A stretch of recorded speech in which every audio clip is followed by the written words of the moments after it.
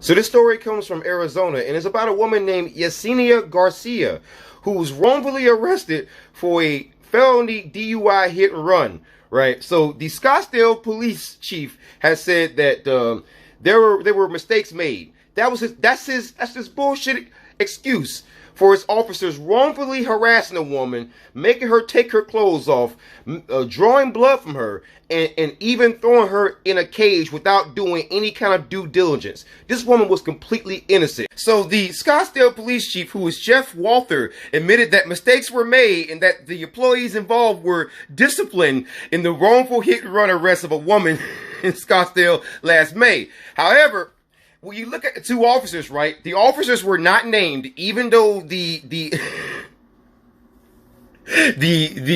victim involved in the case has asked for their names. The department has not provided their names. And on top of that, one officer only received a 40-hour suspension and the other received a 20-hour suspension, and both were unpaid. So that's the extent that these officers are going to get punishment for making a woman strip, drawing her blood, not doing any kind of due diligence, not doing any kind of background research to realize they had the wrong person, right?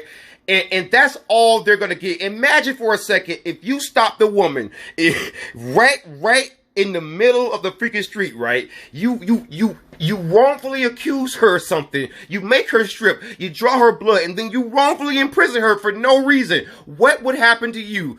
Would you just lose your job, or would you be behind bars? Let me ask you that question.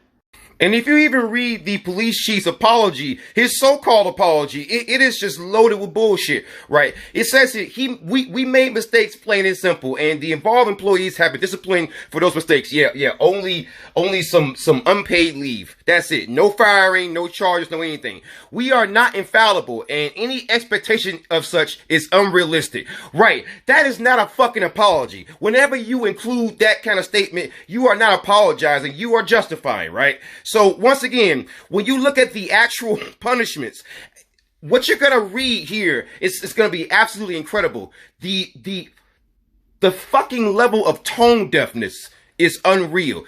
Those consequences will always be in line with the level of misconduct identified. These people didn't do their due diligence and imprison an innocent woman for nothing. That level is the highest level. By our criminal justice standards, we have innocent until proven guilty. Your rights cannot be violated unless you've done something wrong.